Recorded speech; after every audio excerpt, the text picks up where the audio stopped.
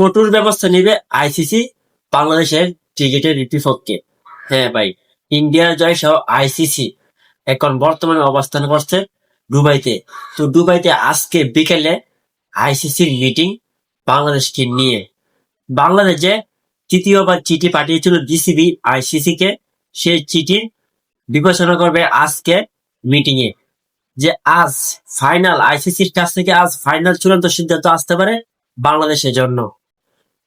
এমনও শোনা গেছে যে বাংলাদেশকে কঠোর ব্যবস্থা করবে, এমনকি জরিমানাও করা হবে আইসিসির কাছ থেকে বিসিবি কে।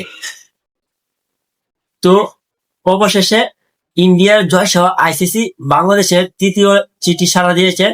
তো সেই চিঠির আলোচনা করবে আজ বিকালে আইসিসির মিটিং এ।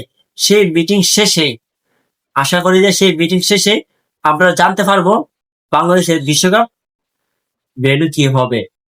এমন হতে পারে আইসিসি বাংলাদেশের বিসিবি ঠিক সাড়া দিতে পারে, মানে ধরেন বাংলাদেশের বিশ্বকাপ ভেন্যু পরিবর্তন করতে পারে, এমনকি হতে নাও পারে, বিশ্বকাপ ভেন্যু পরিবর্তন নাও করতে পারে। তো এটা শোনা গেছে যে কঠোর ব্যবস্থা করবে বাংলাদেশের টিকিটের বিপক্ষে আইসিসি।